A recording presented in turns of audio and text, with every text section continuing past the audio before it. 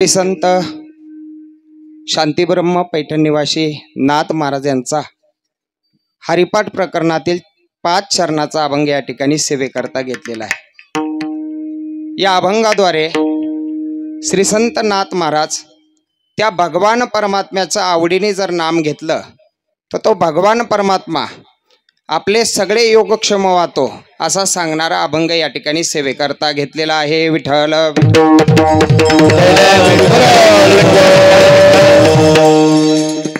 कोणी एक साधक ज्याला स्वतःच्या उद्धाराची तळमळ लागलेली होती, भगवान परमात्मा आपल्यावरती कधी कृपा करणारे, काय मी उद्धार पावेल, काय कृपा करील नारायण, ऐसे तुम्ही सांगा संतजनक, करा समाधान चित्त माझे।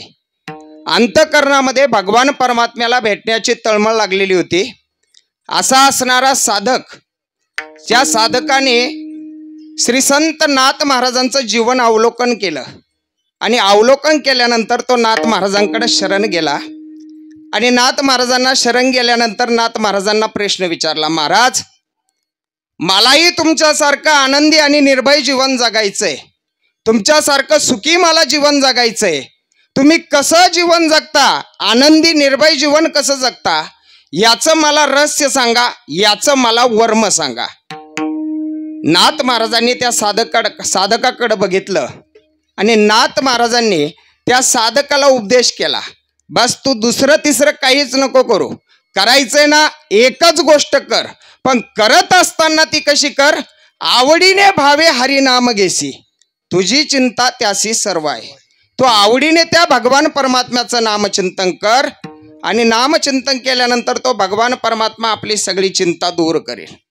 पण साधक विचार करतोय, मी आवडीने नामचिंतन करील, त्या भगवान परमात्म्याचं नामचिंतन करीन, पण माझं कसं होईल, माझं काय होईल, तो खेद करू लागला। नाथ महाराज त्याला म्हणतात, अरे खेद करू नको तू, कारण तो जो आहे ना तो सर्वसाधारण नाही, तो लक्ष्मीचा पती आणि तो सर्व जाणतो। एवढंच काय, अभंगाच्या 3ऱ्या चरणामध्ये महाराज सांगतात, अरे तो सकळ जीवाचा सांभाळ करतो, मग तुझा सांभाळ तो भगवान परमात्मा करणार नाही का?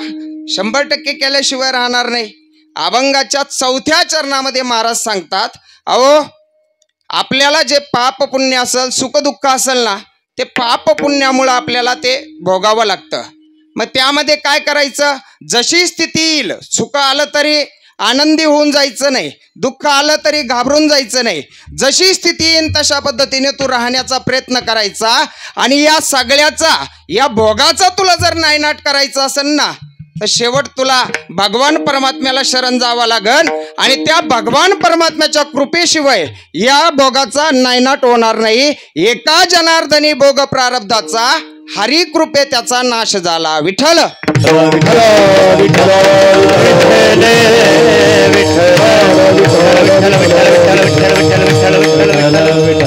कार्यक्रमाला सुरुवात करण्यापूर्वी आपला सर्वांना ज्ञात आहे काय निमित्ताने कार्यक्रम आहे, आपण सर्व जाणताय। श्री क्षेत्र शिंगवे या ठिकाणी श्री भगवान हरिहरेश्वर मूर्ती प्राण प्रतिष्ठा सोहळा व कलशारोहण सोहळा या ठिकाणी संपन्न होतोय। अखिल कोट ब्रह्मांड नायक भगवान परमात्मा सद्गुरु योगीराज गंगागिरी महाराज, सद्गुरु किसनगिरीजी महाराज, सद्गुरु गोविंदगिरीजी बाबा, सद्गुरु नारायणगिरीजी महाराज, त्याचप्रमाणे सद्गुरु आचार्य भारतानंदजी महाराज, त्याचप्रमाणे गुरुवर्य महंत सद्गुरु श्री रामगिरीजी महाराज, गुरुवर्य स्वामी रमेशगिरीजी महाराज, त्याचप्रमाणे परमपूज्य गुरुवर्य मारुती महाराज कुरेकर बाबा यांच्या अनंत कृपा आशीर्वादाने या ठिकाणी हा नाम यज्ञ या ठिकाणी संपन्न होतोय। मूर्ती प्राण प्रतिष्ठा सोहळा संपन्न होतोय आणि आपल्या सर्वांना ज्ञात आहे, या सप्त्याचं नियोजन आयोजन करणारे आपल्या सर्वांचे लाडके असणारे आदरणीय आचार्य भगवान महाराज शास्त्री यांच्या नियोजनातून हा कार्यक्रम या ठिकाणी संपन्न होतोय। समस्त ग्रामस्थ मंडळी आहेच, पण नियोजन करत असताना कुठं काय पाहिजे, काय केलं पाहिजे हे मार्गदर्शन करणारे आदरणीय शास्त्री बाबा आहे। महाराजांनी सांगून दिलेलं आहे, मार्ग दावून गेले आधी दयानिधी संत ते, या उक्तीप्रमाणे शास्त्री बाबांनी या ठिकाणी मार्गदर्शन करावा आणि समस्त ग्रामस्थ मंडळीने बाबांच्या शब्दानुसार या ठिकाणी सर्व गोष्टी कराव्या। आपण सर्वजण मोठ्या संख्येने या ठिकाणी उपस्थित आहात। अगदी तन मन धनाने या कार्यक्रमामध्ये सहभागी आहात। ज्याला जी सेवा पडेल ती सेवा या ठिकाणी आपण सर्वजण करीत आहोत। आपण सर्वजण मोठ्या आनंदामध्ये मोठ्या उत्साहामध्ये या कार्यक्रमामध्ये सहभागी झाला। सर्वांना खूप खूप धन्यवाद। या ठिकाणी बहुतांशी अगदी महाराष्ट्रातले दिग्गज व्यक्तिमत्व या ठिकाणी सर्व गायक वादक गुणीजन मंडळी या ठिकाणी उपस्थित आहे। मला वाटतं मी जर त्यांची नावं घ्यायला जर सुरुवात केली तर कार्यक्रम त्यातच संपन, आणि नाही घेतली का हे कीर्तन देत नाही हो। आता मोठा पेच आहे, काय करावं बाबा। महाराज मंडळीचा विषय नाही आहे, पण हे कीर्तन जे आहे ना, त्या कीर्तनामध्ये कोणी नाम घेण्याची अपेक्षा करू नये। खरं सांगायचं म्हणजे या गादीवरून फक्त नाव उच्चारायचं असेल तर ते अखिलकोट ब्रह्मांड नायक भगवान परमात्म्याचं, बस दुसरं कोणाचं नाही। त्या भगवान परमात्म्याच्या व्यतिरिक्त जर नाव घ्यायचं असेल तर साधू संतांचं घ्यायचं, बस दुसरं कोणाचं नाही। अगदी ज्ञानाने वयाने आणि माझ्या गुरुस्थानी असणारे सर्व मंडळी या ठिकाणी समोर बसलेले, सर्वांच्या चरणी अगदी विनम्र भावाने या ठिकाणी नतमस्तक होतो। तसं जर बघितलं तर तुम्ही विचार करत असाल आतापर्यंतचे कीर्तन अगदी महाराष्ट्रातील दिग्गज व्यक्तींचे कीर्तन या ठिकाणी झाले, आणि आज माझ्यासारख्या पामराला बाबांनी या ठिकाणी संधी दिली। बाबांना मी म्हणत होतो, शास्त्री बाबांना, नको बाबा मी नाही करत, आपला सप्ताह आहे, कशाला। बाबांनी सांगितलं अरे नाही केलं पाहिजे, मी कीर्तन करत नाही ना, मग तू कर म्हणे। बाबांनी आज्ञा केली आणि या ठिकाणी मी कीर्तनाकरता प्राप्त झालो। तरी सुद्धा बाबांनी समजून सांगत असताना एक दृष्टांत सांगितला बघा, मी तुम्हाला सांगतो। बाबांना म्हणलो नको बाबा, आपण मोठे मोठे कीर्तनकार घेतले सगळे, मग मी कशाला कीर्तन करू बाबा, नको। बाबांनी सांगितलं अरे तसं नसतं बघा। बाबांनी मला समजून सांगत असताना एक दृष्टांत सांगितला। श्रीमद भगवद्गीतेवरती विनोबा भावेंनी टीका लिहिलेली, गीताई नाव आहे तिचं। टीका लिहित असताना अध्याय क्रमांक 2 पर्यंत टीका लिहिली, आणि टीका लिहित असताना दुसऱ्या अध्यायापर्यंत पोहोचल्यानंतर त्यांनी विचार केला, अरे आपण कशा करता टीका लिहित असन, माऊली ज्ञानोबारायांनी टीका लिहिली ना, जे स्वतः ज्ञानाचे सागर असणारे माऊली ज्ञानोबाराय, ज्ञानोबारायांनी टीका लिहिली, मग आपण कशाला टीका लिहावा, उगत दर्या में खसखस नको म्हणे। 2 अध्याय लिहिले आणि गीता बाजूला ठेवून दिली, आपली टीका बाजूला ठेवून दिली, आणि माऊली ज्ञानोबारायांची ज्ञानेश्वरी वाचत बसले। वाचता वाचता 18वा अध्याय आला, आणि 18व्या अध्यायामध्ये एक ओवी आली। ती ओवी अशी होती की राजहंसाचे चालणे जगी झाले छाने, म्हणून काय कवने चालूची नव्हे। बाबांनी मला याचा अर्थ सांगितला।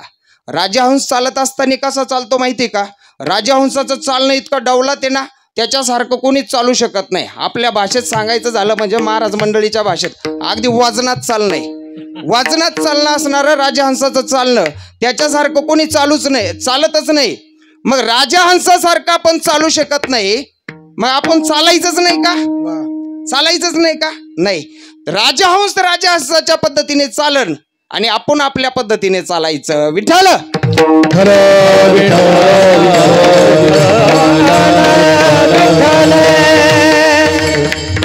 आदरणीय शास्त्री बाबांचं मला परमार्थामध्ये फार मोठं योगदान मार्गदर्शन लाभलेलं आहे।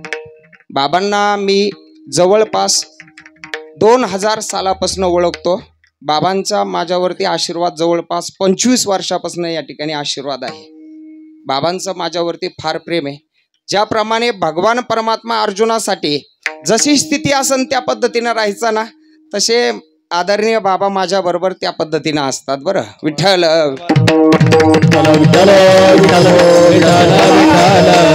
आणि एक महत्वाची गोष्ट सांगतो आणि पुढे चालतो बरं का, लक्षपूर्वक ऐका।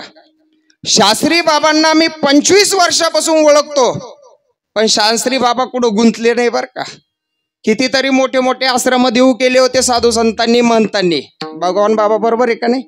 याच्याही पुढे जाऊन सांगतो, आत्ताही शास्त्री बाबांना कोट्यावधी रुपयाच्या आश्रमाची ऑफर आहे, पण शास्त्री बाबांनी ती नाकारली। आणि शास्त्री बाबा आत्तापर्यंत कोणाजवळ थांबले नाही, कुठं थांबले नाही. आणि शास्त्री बाबा या शिंगवे गावामध्ये कसे रमले याचा मलाही कधी कधी प्रश्न पडतो. शिंगवे गावाचं असलेलं प्रेम फक्त विठ्ठल.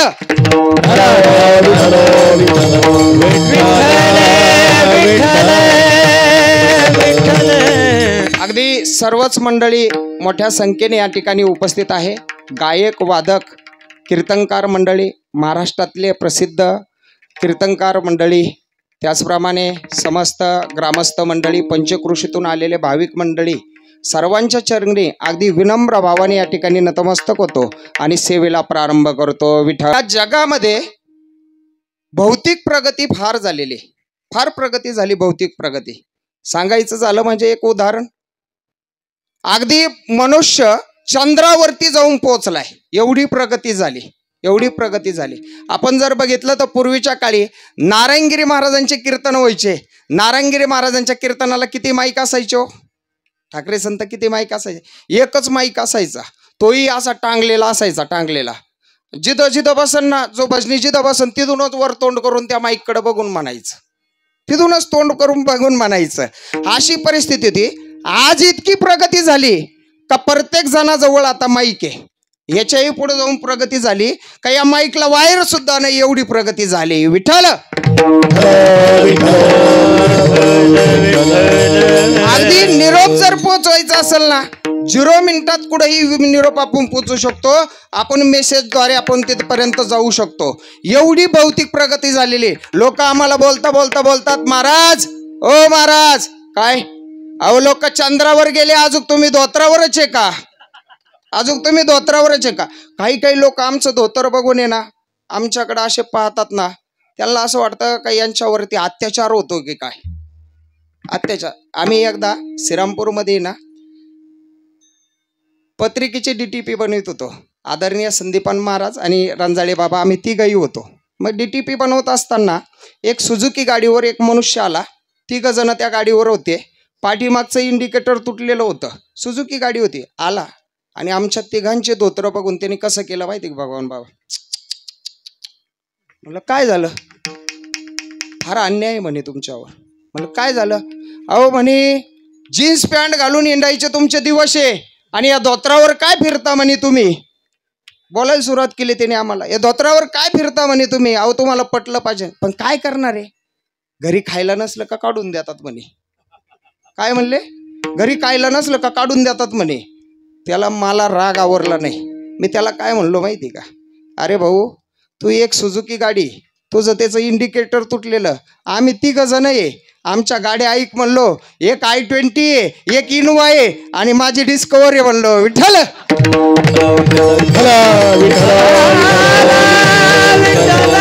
इतकी भौतिक प्रगती झालेली आहे का आपल्या विचाराच्या पलीकडे भौतिक प्रगती झालेली. पण विज्ञानाला एका गोष्टीचा शोध लावता आला नाही. आतापर्यंत एका गोष्टीचा शोध लावता आला नाही. कोणत्या गोष्टीचा शोध लावता आला नाही हो? आपण दिवस रात्र ज्या गोष्टी करता तळमळ करतो, दिवस रात्र पळतो ना, त्या गोष्टीचा शोध आतापर्यंत विज्ञानाला लावता आला नाही. ती गोष्ट म्हणजे सुख.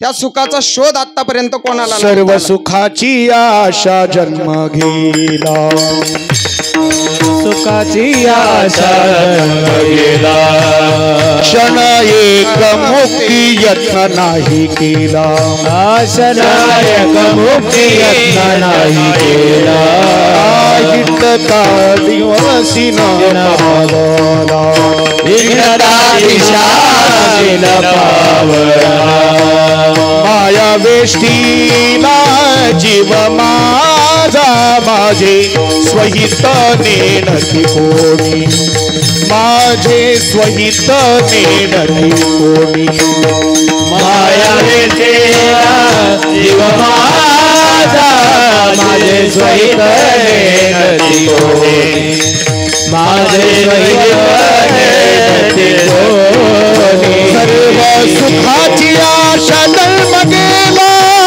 क्षण एक मुक्ती यत्न नाही केला, हिंडता दिशासी न पावला, माया वेष्टीला जीव माझा.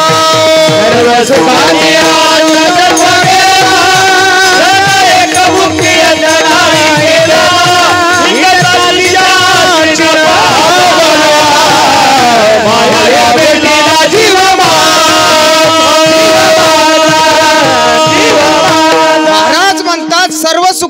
आशा जन्म गेला, क्षण एक मुक्ती यत्न नाही केला. अहो सर्व जन्म गेला, पण खरं सांगा आपल्याला सुख सापडलं का हो? नाही सापडलं. कारण आपण ज्यामध्ये सुख सापडण्याचा प्रयत्न करतो ना, त्या ठिकाणी सुखच नाहीये. कारण या संसारामध्ये सुख नाही बरं का. या संसारामध्ये किती आपण सापडण्याचा प्रयत्न केला ना, सुख जरी भेटलं आपल्याला तर क्षणिक सुख आहे. मुलगा झाला, आनंद झाला, घ्या पेढे. मुलगा आजारी पडला, दुःख लगेच. मुलगा आजारी पड, याच्यात आपल्याला सुख सापडू शकत नाही. महाराजांनी दुसरं प्रमाण दिलं, जुंतले घाना बांधुनी डोळे, मागी आर जोडी तेनी पोळे, चालिलो किती नकळे दुःख आरंभळे भुकतान. जसं घासाची पिंडी बैलाला, घाण्याला जुंतलेल्या बैलाच्या समोर घासाची पिंडी बांधलेली असावी. तो बैल दिवसभर चालतो, आता पिंडी भेटन मग पिंडी भेटन. खरं सांगा त्याला किती चालल्यानंतर पिंडी भेटणार हो? नाही भेटू शकत. तसंच आपलं या संसारामध्ये आपण किती जरी सुख शोधण्याचा प्रयत्न केला ना, तरी आपल्याला सुख सापडू शकत नाही.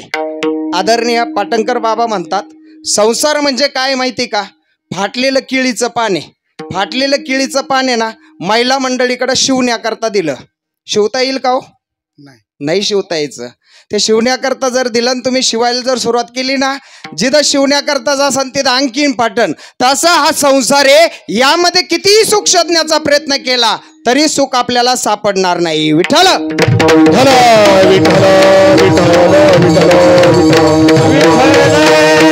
मग सुख कुठंच नाही का हो? नाही, सुख आहे ना. तरी तू पंढरीशी जाय एक वेळ, तरी तू पंढरीशी जाय एक वेळ, तरी तू पंढरीशी जाय एक वेळ.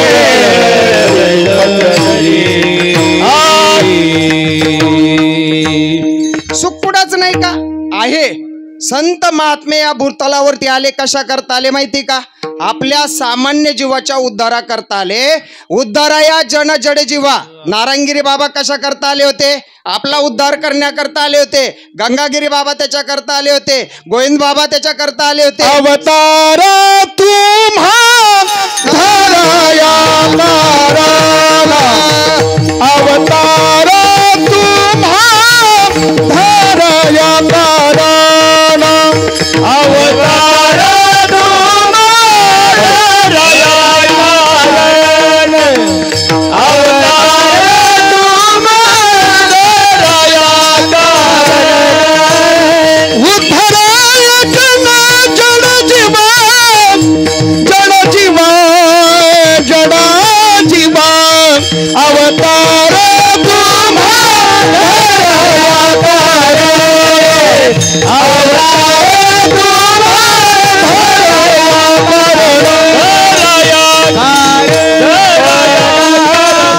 अवतार तुम्हा धराया कारण उद्धाराया जन जड जीवा. सर्वसामान्य जनतेच्या उद्धाराकरता साधू संतांनी या ठिकाणी अवतार घेतला होता. मग साधू संतांनी या सर्वसामान्य जीवाकडे बघितलं आणि या सर्वसामान्य जीवाला सुखाची प्राप्ती करून द्यायची. मग त्याच्याकरता साधू संतांनी काय केलं माहिती का? साधू संत एकांती बसले. संत एकांती बसले. मग कशा करता बसले हो? एकांतात कशा करता? असं नाही बर का. असं संत एकांती बसले, गांजा प्यायला नाही. बघा तुम्हाला सांगतो, कोणी काय केलं कोणी काय केलं. संत एकांत कशा करता बसतात सांगतो. ज्या वेळेस कोरोना सारखी महामारी चालू होती, कोणी काय केलं कोणी काय केलं. आमच्या आचार्य बाबांनी या ठिकाणी ज्ञानेश्वरी ग्रंथ आपल्या हाताने लिहिला. बरं विठ्ठल.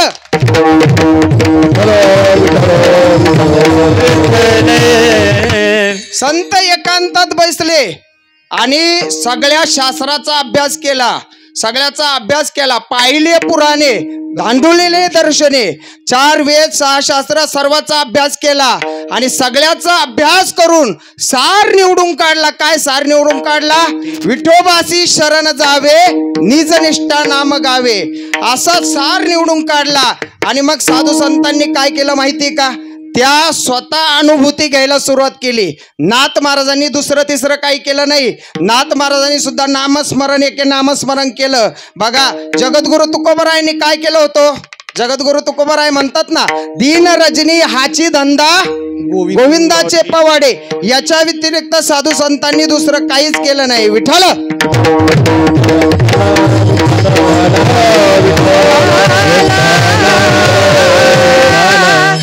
या ठिकाणी आदरणीय सोमेश्वर संस्थानचे महंत मधुसूदन गिरीजी महाराज या ठिकाणी उपस्थित झाले. त्यांनाही धन्यवाद. विठ्ठल विठ्ठल विठ्ठल विठ्ठल विठ्ठल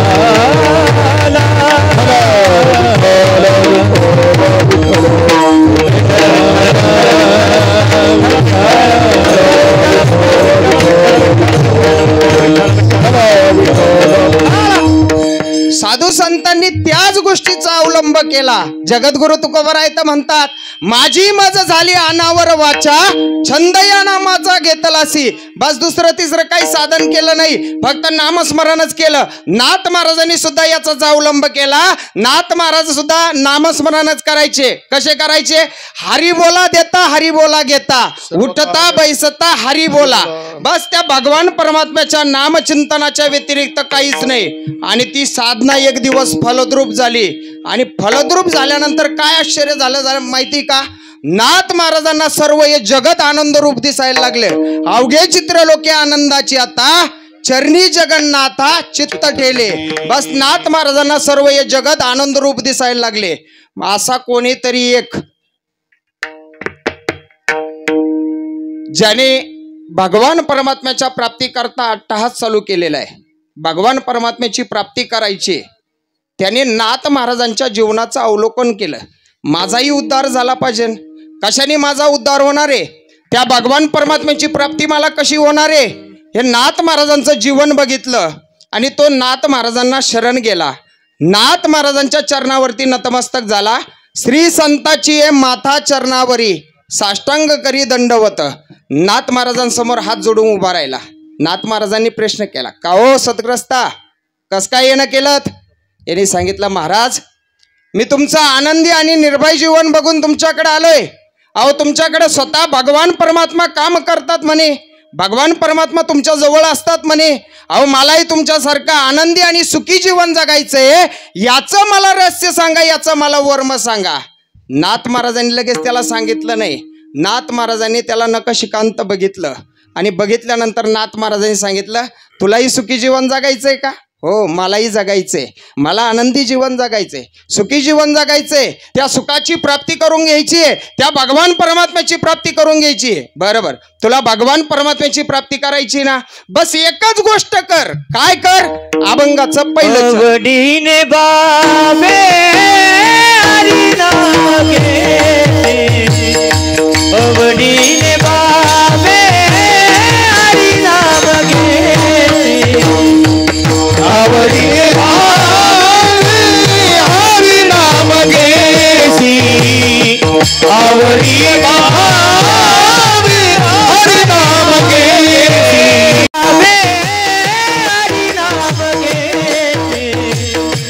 आवडीने बाबे हरी नाम घेसी, आवडीने बाबे हरी नाम घेसी, आवडी बाबे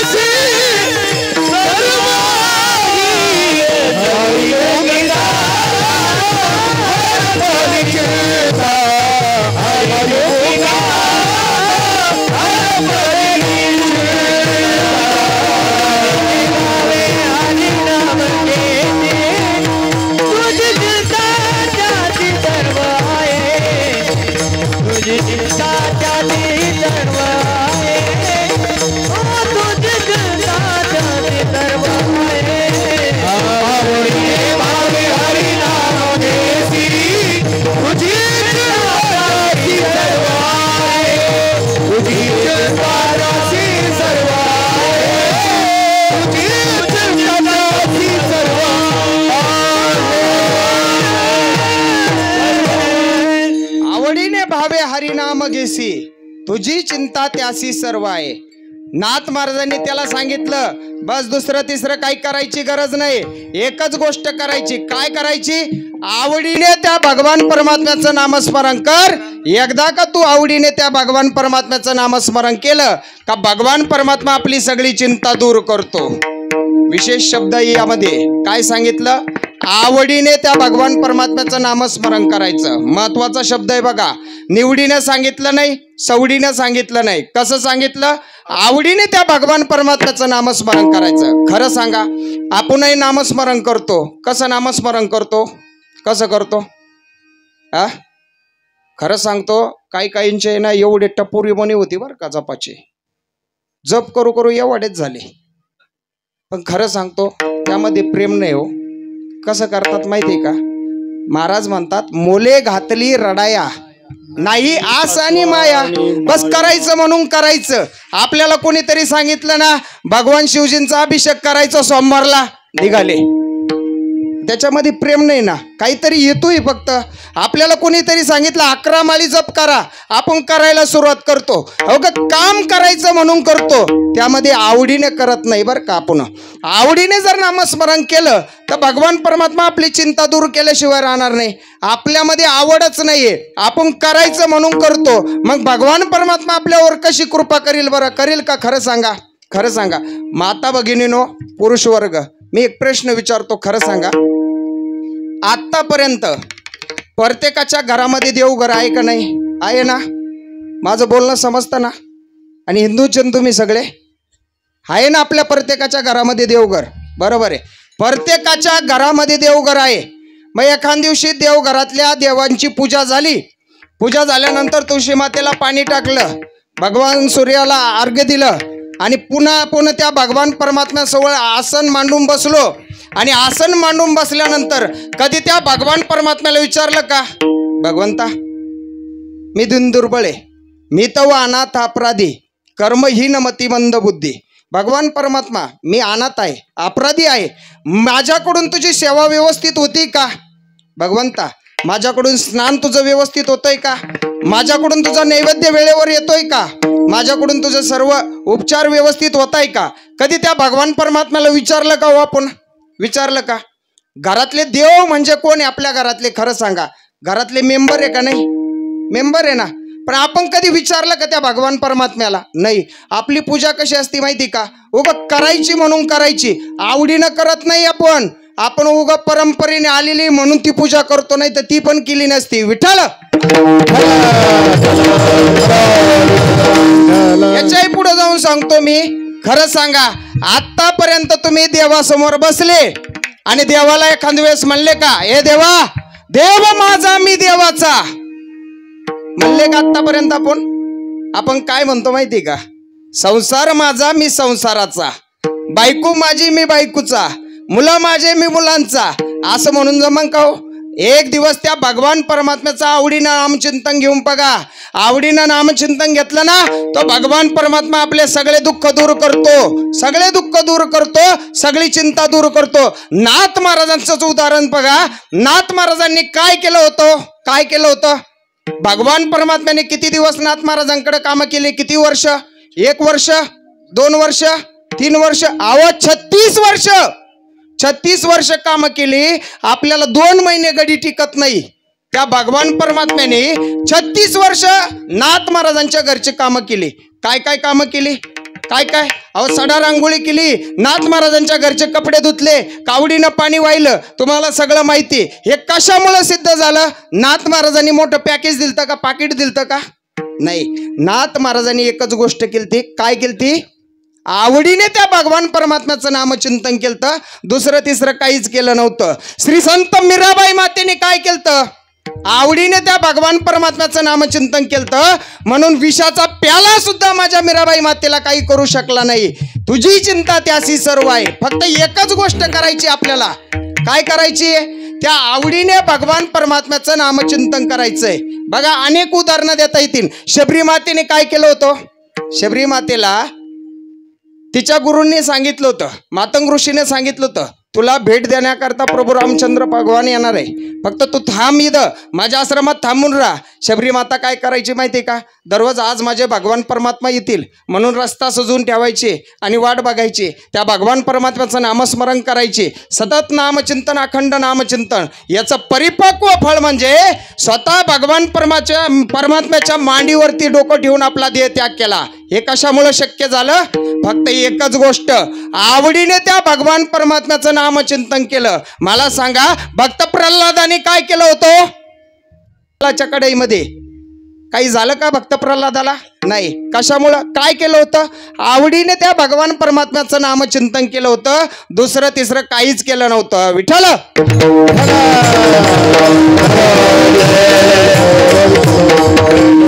आठवलं म्हणून सांगतो. माझ्या मते परवा दिवशी संत गोरोबा काकांची पुण्यतिथी होऊन गेली. मी यशवंत बाबा चौकीवर राहत असताना त्या ठिकाणी संस्थेचे अध्यक्ष आदरणीय संदीपानजी महाराज हासेगावकर यांचे बऱ्याच वेळा कीर्तनं केले. तिथं एकदा संदीपान बाबा मुक्कामी थांबले. मुक्कामी थांबल्यानंतर कीर्तनाचा वेळ 4 ते 6 राहायचा आणि 6 वाजता त्यांनी आपली त्रिकाल संध्या करायला ऋषिकेश बाबा सुरुवात केली. आणि सुरुवात केल्यानंतर मी उत्सुकतेने त्यांचे देवपूजेतले देव बघितले. मग देवपूजेतले वारकऱ्याचे देव काय असणार आहे? भगवान पांडुरंग परमात्मा, याच्या व्यतिरिक्त काय? तर त्यांच्या पूजेमध्ये मला एक अर्धी वीट दिसली. वीट आपली वीट असती ना, ती अर्धी वीट दिसली. मग मी विचार करायला सुरुवात केला, बाबांच्या पूजेमध्ये वीट का असावी? मी माझ्या बुद्धीनं तर्क लावला. भगवान पांडुरंग परमात्म्याने आपल्या पायाखाली वीट घेतलेली म्हणून बाबा तिची पूजा करत असतील. पण मग पूजा झाल्यानंतर मला राहवलं नाही. मी बाबांकडे गेलो. विठ्ठल, मी बाबांकडे गेलो. बाबांना विचारलं, बाबा मी तुमची पूजा बघितली, भगवान परमात्म्याची मूर्ती फार सुंदर आहे, पण मला एक गोष्ट कळाली नाही. काय?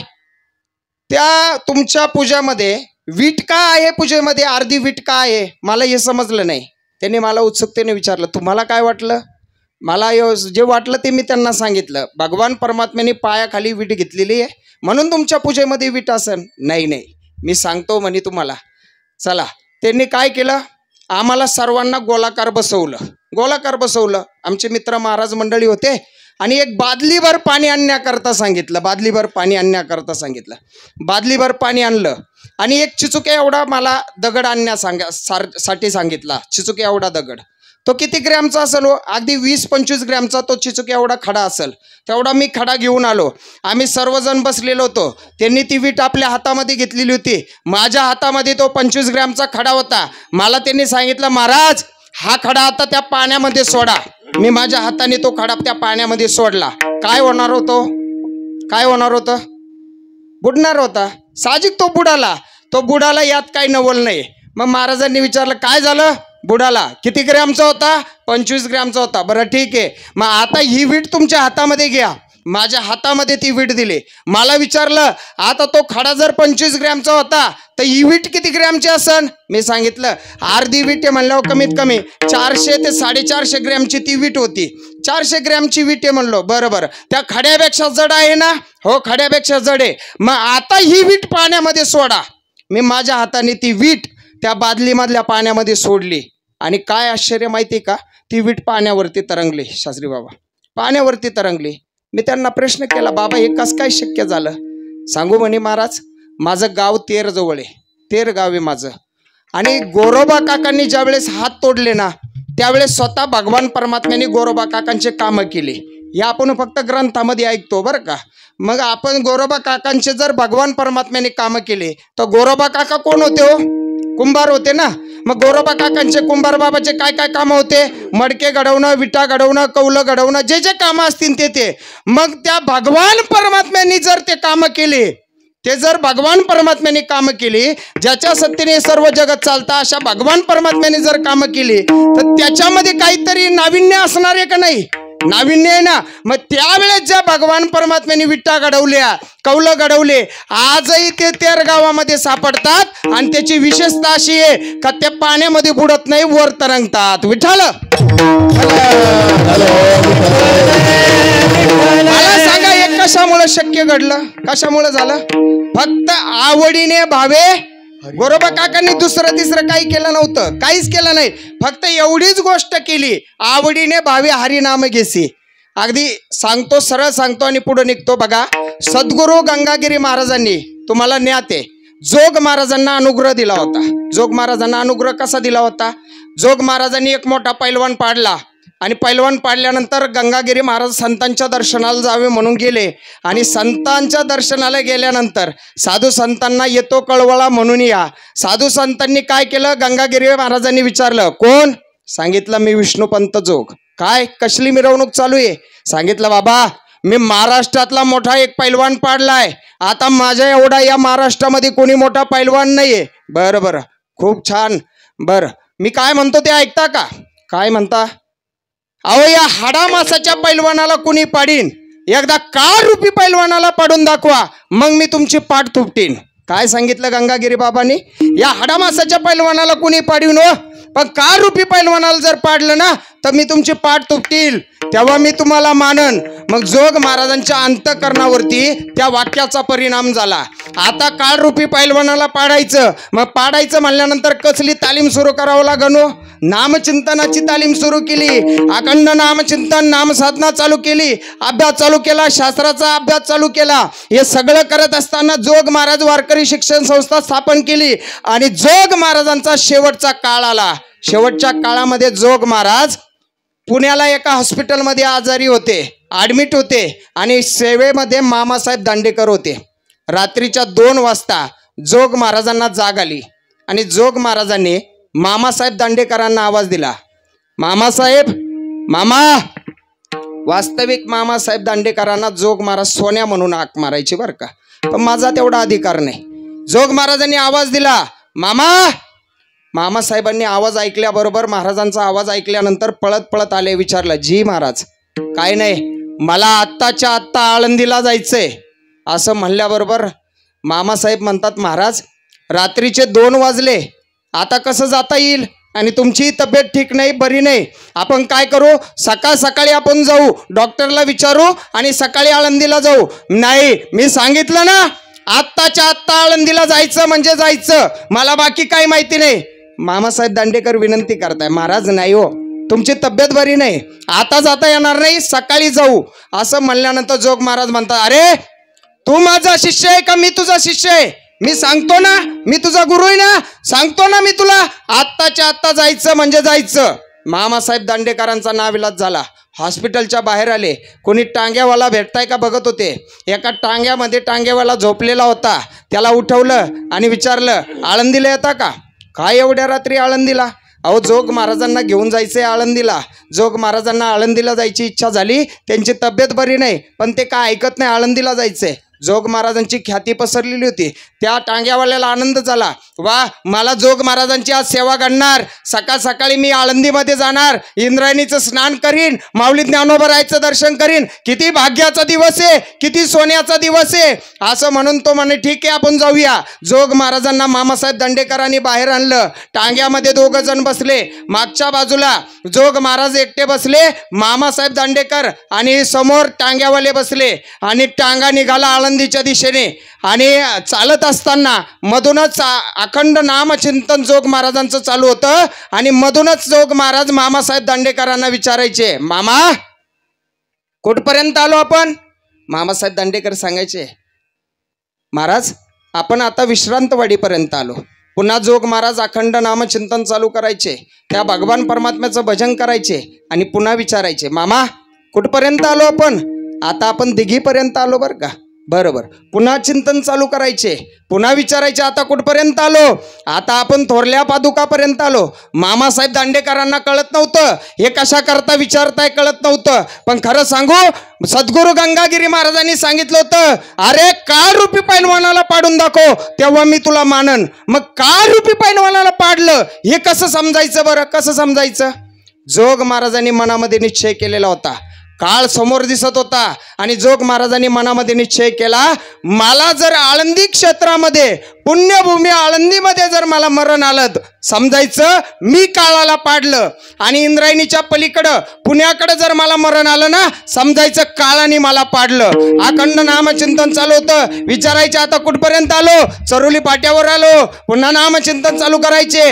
आता कुठपर्यंत आलो? देऊ पाट्यापर्यंत आलो. आता कुठपर्यंत आलो? महाराज आपण इंद्रायणीच्या पुलावरती आलोय. आता कुठपर्यंत आलो? आता इंद्रायणीच्या पुलाच्या मध्यभागी आहे. आणि पुन्हा विचारलं आता कुठपर्यंत आलो? मामासाहेब दांडेकरांनी सांगितलं आपण पुण्यक्षेत्र पुण्यभूमी आळंदीमध्ये पोहोचलो महाराज, आपण आळंदीमध्ये पोहोचलो. असे शब्द कानावर पडल्याबरोबर जोग महाराज पैलवान होते. जोग महाराजांनी आपला हात घातला, मांडीवरती थाप दिली आणि गंगागिरी बाबाला सांगितलं बाबा या तुमच्या पट्ट्याने काळ रूपी पैलवानाला पाडलं बर का विठ्ठल.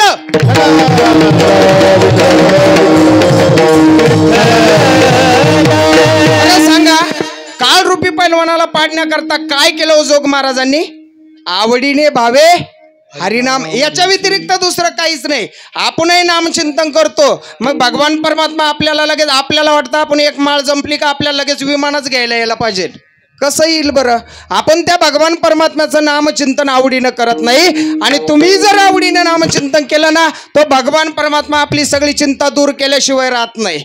तो साधक महाराजांना म्हणतोय महाराज मी आवडीनं नामचिंतन करीन हो, पण तो भगवान परमात्मा माझी चिंता दूर करेल. पण मग माझं कसं होईल? माझ्या मुलाबाळांचं कसं होईल? माझ्या घरच्यांचं कसं होईल? तो खेद करायला लागला. महाराजांनी त्याला सांगितलं अरे खेद करू नको, खेद नको करू. तो काही सर्वसाधारण नाहीये, तो सर्व जाणताय आणि लक्ष्मीचा असणारा पती. अभंगाचं दुसरं चरण. नको खेद करू कोणत्या गोष्टीचा, कोणत्या गोष्टीचा नको खेद करू, कोणत्या गोष्टीचा नको खेद करू, कोणत्या गोष्टीचा,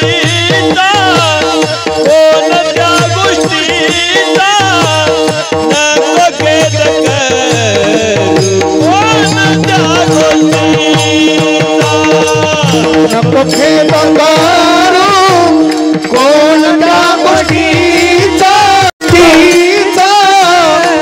गोष्टीचा नको खेद करू, कोणत्या गोष्टीचा नको खेद करू, कोणत्या गोष्टीचा, नको खेद करू, कोणत्या गोष्टीचा नको खेद करू, कोणत्या गोष्टीचा, कोणत्या गोष्टीचा नको खेद करू, कोणत्या गोष्टीचा खेद करू, कोणत्या गोष्टीचा, कोणत्या गोष्टीचा नको खेद करू, कोणत्या गोष्टीचा नको खेद करू, कोणत्या गोष्टीचा, कोणत्या गोष्टीचा नको खेद करू, कोणत्या गोष्टीचा पती लक्ष्मीचा साथ नसे, पती लक्ष्मीचा साथ नसे, हरिमुखी गाता, हर बली खेळता, हर बली खेळता, हरिमुखी गाता, हर बली खेळता, हर बली खेळता. नाथ महाराजांनी त्या साधकाला सांगितलं अरे नको खेद करू कोणत्या गोष्टीचा, पती लक्ष्मीचा जाणत असे. अरे तो सर्व जाणतो, तू खेदी चिंता तो वाईन का नाही याची आपल्याला शाश्वती नाही, ठाम विश्वासच नाही. खरं सांगा आपल्यावर जर मोठं संकट आलं, मोठं संकट जर आलं तर आपण काय करतो? काय करतो? गुरुवर्य महंत सद्गुरू श्री रामगिरीजी महाराज सांगतात या खांद्यावर जर संकट आलं ना, तो पळत पळत निघतो आणि शेजारच्याला जाऊन सांगतो. शेजारचा काय करतो माहिती का? रडून ऐकतो. काय करतो? रडून ऐकतो. आणि दुसऱ्याला सांगत असताना हसून सांगतो. याच्याही पुढे जाऊन महाराजांचं वाक्य आहे अरे तोही रडणार आहे ना, तोही रडणार आहे आणि तूही रडणार आहे. त्याला सांगून उपयोग काय आहे? त्याला सांगून उपयोग नाहीये. तुम्हाला किती मोठं दुःख येऊ द्या, माझं वाक्य लक्षात ठेवा, तुम्हाला कितीही मोठं दुःख येऊ द्या, फक्त तुम्ही काय करा माहिती का, आपल्या देवघरासमोर आसन टाका आणि त्या भगवान परमात्म्याला एकच गोष्ट कळा, भगवंता तुझ्या कृपेने आतापर्यंत माझं जीवन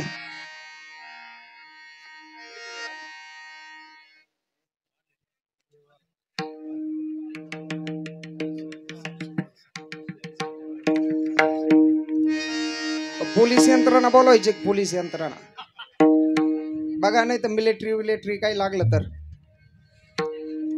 नाही तर हे चौकदार आहे बरं का. बसा बसा बसा, शांत बसा. किती मोठं आपल्यावरती संकट येऊ द्या, लक्षपूर्वक ऐका, महत्वाचं वाक्य आहे. आपल्यावर किती मोठं संकट येऊ द्या, संकट जर आलं ना, पुढे इकडं तिकडं जाऊ नका. आपल्या घरातले देव म्हणजे घरातले मेंबर आहे, त्यांच्या समोर बसा, आसन टाका आणि त्यांना सांगा, बस तुझ्या कृपेने आत्तापर्यंतचं खूप आयुष्य आनंदामध्ये गेलं, तुझ्या कृपेने खूप आनंद मिळाला, खूप सुखाची प्राप्ती झाली, पण आज जरा माझ्यावर दुःख आलंय, हे दुःख जरा दूर कर भगवंता. फक्त अंतकरणापासून त्या भगवान परमात्म्याला सांगून बघा, तो भगवान परमात्मा दूर केल्याशिवाय राहणार नाही. पण आपण काय करतो माहिती का, त्या भगवान परमात्म्यावरती आपला विश्वास नाही. एक महत्वाचं वाक्य सांगतो बरं का, जेवढे महाराज मंडळी ना, जेवढे आळंदीमध्ये राहिलेले महाराज मंडळी, यांच्यावर जर दुःखाचा आघात झाला ना, ते कुठंच जात नाही. ते पहिले माऊली ज्ञानोबरायलाच्या भेटी करता जातात, माऊली ज्ञानोबरायच्या दर्शना करता जातात आणि माऊली ज्ञानोबरायला सांगतात, विठ्ठल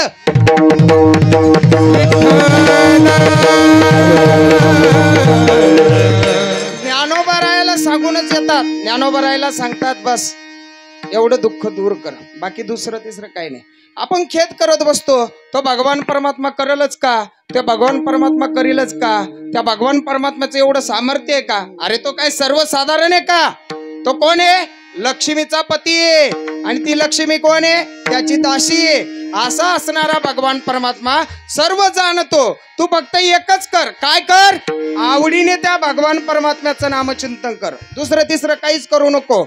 आणि तो सगळ्यांचा सांभाळ करतो ना हो, तो तुमचाही सांभाळ करतो, तो माझाही सांभाळ करतो, तो महंतांचाही सांभाळ करतो, तो महाराज मंडळीचा सांभाळ करतो, तो मुंगीचा सांभाळ करतो, तो हत्तीचाही सांभाळ करतो, बस सर्वांचा सांभाळ करतो. मग तुझा करणार नाही का. महाराज म्हणतात अभंगाच्या 3ऱ्या चरणामध्ये, सकळ जीवाचा करीतो सांभाळ, सकळ जीवाचा करीतो सांभाळ,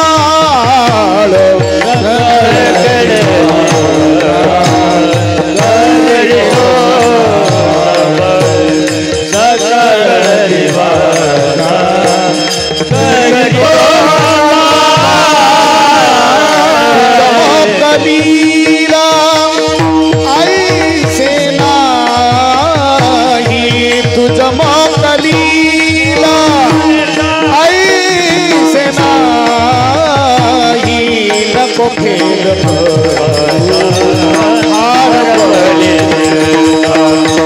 हार मुखी गाता, हार पाली चिंता, तुझ मोकलीला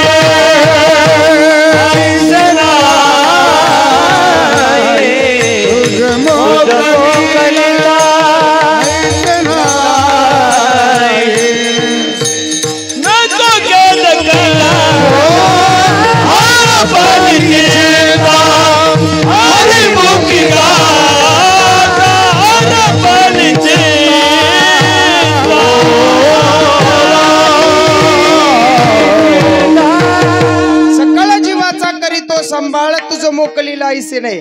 तो सगळ्यांचा सांभाळ करतो ना हो, तो तुमचाही सांभाळ करतो, तो माझाही सांभाळ करतो, तो प्रत्येकाचा सांभाळ करतो, तो नास्तिकाचाही सांभाळ करतो, तो आस्तिकाचा सांभाळ करतो. आपला सांभाळ कोण करतं. एक म्हणे महाराज मी माझा मी जगतो, माझ्या मी पायाने चालितो, चाले हे शरीर कोणाचे असत ते, माझ्या पायाने मी चालतो म्हणे. मग मला खरं सांगा, तुम्ही जर तुमच्या पायाने चालता तर मेल्यानंतर प्रेताला पायी असतात का नसतात. तो असतात ना. त्याने अगदी येऊन दाखवा कीर्तनामध्ये, मग येता येईल का नाही. तो भगवान परमात्माचे तो दाखवणारा तो आहे, ऐकवणारा तो आहे। याच्याही पुढे जाऊन सांगू का, वृक्षाचेही पान हाली ज्याची सत्ता राहिली अंत मग कोठे। झाडाचं पान जरी हलायचं असेल ना, माझ्या भगवान परमात्म्याच्या सत्तेशिवाय हलू शकत नाही। तुम्ही जो श्वास घेता ना, हा श्वास सुद्धा त्या भगवान परमात्म्याच्या सत्तेशिवाय घेऊ शकत नाही। खरं सांगा, खरं सांगा, संध्याकाळी जेवण केल्यानंतर आपण काय करतो? शतपावली करतो आणि आराम करतो, झोपतो। मग सकाळी कोण उठवतो आपल्याला? अलाराम, बायको, मुलगा, आई, कोण उठवतो आपल्याला? तो भगवान परमात्माच उठवतो ना। आदरणीय रंजाळे महाराज सांगतात, एखाद दिवशी जर माझा भगवान परमात्मा तुम्हाला उठवायचं विसरला, खरं सांगा, आता बायको उठविल का? मुलगा उठविल का? आई उठविल का? नाही, पेटवतील पण उठू शकत नाही। तुझी आस तेने वेदाची बोलणे, तुझी आस तेने वेदाची बोलणे, तुझी आस तेने वेदाची बोलणे, तुझी आस तेने वेदाची बोलणे, तुझी चालणे तुझी आंबळे, तुझी चालणे तुझ्या बळे, तुझी चालणे तू समर्थ ब्रह्मांडाचा धनी, तू समर्थ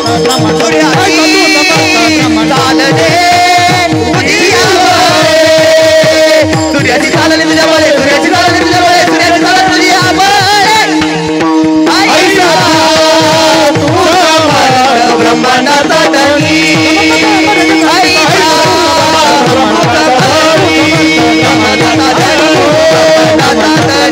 ऐसा तू समर्थ ब्रह्मांडाचा धनी। हे सर्व जगत चालतं त्या भगवान परमात्म्याच्या सत्तेशिवाय चालू शकत नाही। महाराज म्हणतात बघा, पर्वते बैसकाना संडावी, समुद्री रे काना ओलांडवी। एका ठिकाणी बोलत असताना मी म्हणलो, पर्वताला सांगितलेलं आहे माझ्या भगवान परमात्म्याने एका जागी बसून राहायचं। एक जण मला म्हणे, महाराज तुम्ही काय डोक्यावर पडले का? पर्वत कसा चालणार आहे? पर्वत चालणारच नाही ना, पर्वत जड आहे ना, तो कसा चालन? पण माऊली ज्ञानोबरायांनी दुसरं उदाहरण फार सुंदर दिलं, सांगितलं समुद्र रेखाना ओलांडावी। बघा, आपल्याला जर शेतीमध्ये 1 एकराचं शेततळ करायचं असेल तर त्या शेततळ्यामध्ये 10 लाख लिटर पाणी साठवायचं म्हणल्यावर चारी बाजूनं बांध घालावं लागतात का नाही? चारी बाजूनं बांध घालतो, तेव्हा कुठेतरी आपल्याला 1 लाख लिटर पाणी, 10 लाख लिटर पाणी साठवता येतं। मग मला सांगा, या समुद्रामध्ये किती लाख लिटर पाणी हो? मोजता झालं नाही कोणाला आतापर्यंत कोणाला सांगता आलं नाही, सांगता येणार नाही। मग जर या समुद्रामध्ये एवढं पाणी आहे तर त्याला कुठून कंपाऊंड केलेलं आहे का? भिंती घातलेल्या आहे का? नाही। माझ्या भगवान परमात्म्याने फक्त एक रेष आखलेली आहे, सांगितलं समुद्र रेखाना ओलांडावी। या आज्ञा भगवान परमात्म्याची आहे। सर्व जगत त्या भगवान परमात्म्याच्या सत्तेने चालतं। मग आपलाही तो कसा विसर पडून देईन? आपल्याला मोकलीला असं नाही, तो भगवान परमात्मा सगळ्यांची काळजी घेतो, तो तुझीही काळजी घेणार आहे, तो माझीही काळजी घेणार आहे। बस तू एकच कर, काय कर? आवडीने त्या भगवान परमात्म्याचं नामचिंतन कर, आवडीने त्या भगवान परमात्म्याचं नामचिंतन कर। तो भगवान परमात्मा सगळी चिंता दूर केल्याशिवाय राहणार नाही। आणि तुला सुख जरी आलं, दुःख जरी आलं तरी तू खचून जाऊ नको। जैसी स्थिती आहे तैसे आत्तापरी राहे, कौतुक तो पाहे संचिताचे। जसं असं ना त्या पद्धतीने राहायला शिक। महाराजांचं प्रमाणे ठेविले अनंत्य तैसीची राहावे, चित्ती असू द्यावे समाधान।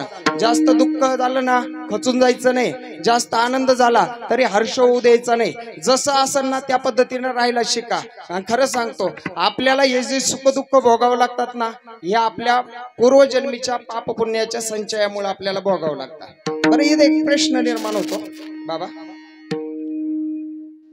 आपण ऐकत असतो, बऱ्याच ठिकाणी ऐकलेलं आहे, शास्त्र म्हणतं ज्या वेळेस आपल्याला आपलं पाप पुण्य समान होतं त्यावेळेस आपल्याला मनुष्य देह भेटतो। जेव्हा पाप पुण्य समान होतं तेव्हा आपल्याला मनुष्य जन्म भेटतो। मग आता आपण इथं या मंडपामध्ये जेवढे किंवा या सृष्टीमध्ये जेवढे जन्माला आलेले त्यांचं पाप पुण्य समान झालं म्हणूनच जन्माला आले का नाही? आले ना। मग पाप पुण्य समान झालं म्हणून तुम्ही जन्माला आले, पाप पुण्य समान झालं म्हणून मी जन्माला आलो। मग खरं सांगा, मग जर पाप पुण्य समान झाले म्हणून जर आपल्याला मनुष्य जन्म आहे तर मग आपले सुख दुःखही सारखे असायला पाहिजे ना, सुख दुःख सारखे असायला पाहिजे ना। पण सुख दुःख आपले सारखे आहे का? नाही। मग आपल्या सुख दुःखामध्ये फरक काय आहे बरं? का फरक आहे? त्याच्याकरता एक छोटस उदाहरण सांगतो आणि शेवट करतो. बघा, एका गावामध्ये ठरवलं आज गावामध्ये फक्त बटाट्याची भाजी बनवायची. बटाट्याची भाजी, दुसरं तिसरं काहीच बनवायचं नाही. जी महिला सुंदर बटाट्याची भाजी बनवीन तिला बक्षीस देण्यात येणार. मग त्यांनी काय केलं, ट्रक भर बटाटे आणले. सगळ्या गावामध्ये किलो किलो 2-2 किलो प्रत्येक घरामध्ये वाटले. प्रत्येकाने बटाट्याची भाजी करायला सुरुवात केली. प्रत्येकाच्या घरी बटाट्याची भाजी शिजली आणि शिजल्यानंतर ते चव घेणारे लोक आले. मग त्यांनी चव घ्यायला सुरुवात केली. खरं सांगा मला, प्रत्येकाच्या घरामध्ये बटाट्याची भाजी सारखी झाली असेल का? नाही, सारखी झाली नाही. प्रत्येकाच्या घरामध्ये सारखी झाली नाही. कोणाची चव चांगली होती, कोणाची थोडी खारट होती, कोणाची आंबट, अशा प्रकारे प्रत्येकाची. मला एक सांगा, बटाटा तर एका शेतातला होता का नव्हता? बरोबर आहे का? बटाटा एकच होता, एका ठिकाणावरून आणलेला होता. मग तरी सुद्धा चव कमी जास्त का झाली? मसाला टाकण्याची पद्धत कमी जास्त, प्रत्येकाची हाताची चव वेगळी. तसं आपलं जरी पाप पुण्य समान झालं असलं, म्हणून आपण जरी जन्माला आलो ना, तर आपल्या पाप पुण्याची तीव्रता कमी जास्त आहे. म्हणून आपल्याला ज्या पद्धतीने आपले सुख दुःख असतील ना, त्या पद्धतीने आपल्याला ज्या पद्धतीने पाप पुण्य असेल त्या पद्धतीने आपल्याला सुख दुःख भोगावं लागतं. विठ्ठल आज महाराज म्हणतात, तू काय कर, जशी स्थिती असेल तसं राहा. तू हे करू नको, सुख दुःख मानू नको. कारण आपल्या पूर्वजन्मीच्या पुण्यामुळे, पाप पुण्यामुळे आपल्याला हे सुख दुःख भोगावं लागतं. खचून जाऊ नको. तू फक्त एकच गोष्ट कर. काय कर? आता तरी म्हणा, आवडीने भावे हरिनाम घेसी. बस दुसरं तिसरं काहीच करू नका, एकच करा. आणि आपल्याला जर या भोगाचा नायनाट वाटत असला ना, या भोगाचा नायनाट वाटत असला ना, तर एकाच गोष्टीने नायनाट होणार आहे, ते म्हणजे अभंगाचं शेवट. एका जनार्दनी भोग प्रारब्धाचा, एका जनार्दनी भोग प्रारब्धाचा, एका जनार्दनी भोग प्रारब्धाचा, एका जनार्दनी भोग प्रारब्धाचा, एका जनार्दनी भोग प्रारब्धाचा, एका जनार्दनी भोग प्रारब्धाचा, एका जनार्दनी भोग प्रारब्धाचा, एका जनार्दनी भोग प्रारब्धाचा. हे हरी कृपेचा नाश हरी कृपेचा नाश झाला, हरी कृपिकाचा हर परिचिता, हरी कृपिकाचा हर परिचिता, हरी कृपेचा हरी कृपेचा हरी मुक्तिदाता हर परिचिता, हरी मुक्तिदाता हर परिचिता.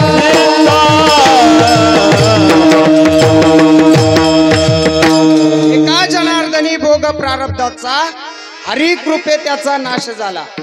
आपल्याला जर हे भोग संपवायचे असतील ना, ते फक्त त्या भगवान परमात्म्याच्या कृपेशिवाय संपू शकत नाही बरं का. तुम्हाला एक सांगतो, विचारतो, साधू संतांच्या भगवंताच्या दर्शनाला सारखं सारखं काय जायचं बरं? का जायचं? कशा करता जायचं?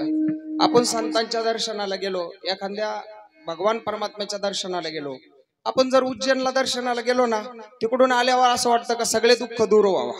असं होत नाही, लगेच होत नाही. काय होतं माहितीये का, आपल्याला लगेच असं वाटतं का तत्काळ लगेच पाहिजे ना, असं जमत नाही. आपला भोग येते भोगूनच संपावं लागतात. आणि हे भोग जर कमी कशाने होत असतील ना, त्या एक हरिकृपेने होतं, हरिकृपेने होतं आणि साधू संतांच्या दर्शनाने होतं बरं का. साधू संतांचं आपण जर सतत दर्शन केलं ना, आता या ठिकाणी भगवान हरिहरेश्वराची मूर्ती प्राणप्रतिष्ठा होणार आहे. तुम्ही त्या भगवान परमात्म्याचं दर्शन जर रेग्युलर केलं, दररोज जर दर्शन केलं, आदरणीय महाराजांचं दर्शन केलं ना, तर आपल्या ज्या भोगाची तीव्रता आहे ना, ती कमी कमी कमी कमी कमी कमी होत चालते. आपल्याला 100% जर इफेक्ट होणार असेल ना तर फक्त 1% होतो. हे कशामुळे होतं माहिती का? भगवान परमात्म्याच्या कृपेने आणि साधू संतांच्या दर्शनाने. आपला जर चांगला मोठा ऍक्सिडेंट जर होणार असेल ना, चांगला मोठा ऍक्सिडेंट जर आपल्या प्रारब्धात भोगात जर लिहिलेला असेल ना, तर तो जर कमी कशाने होत असेल ना, त्या भगवान परमात्म्याच्या कृपेने आणि साधू संतांच्या दर्शनाने तो ऍक्सिडेंट असा होईल जशी आपल्याला सुई टुचून गेली. हे कशाने घडण? फक्त त्या भगवान परमात्म्याच्या कृपेने आणि साधू संतांच्या आशीर्वादाने. पण तुम्ही एकच करा, काय करा? आवडीने त्या भगवान परमात्म्याचं नामचिंतन करा. तुम्ही जर आवडीने भगवान परमात्म्याचं नामचिंतन केलं तर तो भगवान परमात्मा आपली सगळी चिंता दूर केल्याशिवाय राहणार नाही. कसं नामचिंतन करायचं? आवडीने. विठोबा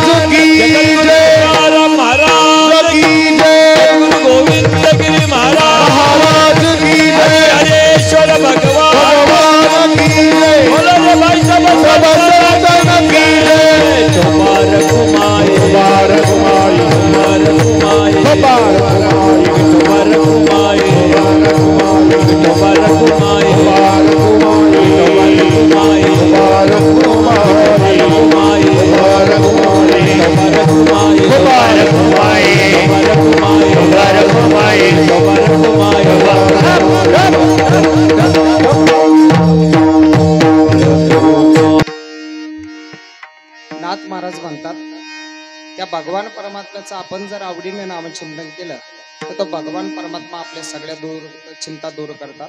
आवडीने भावे हरिनाम घेसी तुझी चिंता त्यासी सर्व आहे. नको खेद करू कोणत्या गोष्टीचा, पती लक्ष्मीचा जाणत असे. सकळ जीवाचा करीतो संभाळ, तुझं मोकलीला ऐसे नाही. जैसी स्थिती आहे तैस्या परी तू आहे, कौतुक तो पाही संचिताचे. एका जनार्दनी भोग प्रारब्धाचा, हरी कृपे त्याचा नाश झाला. हरिमुखी गाता हरपली चिंता, त्या नाही मागुता जन्म घेणे. ज्ञानेश्वर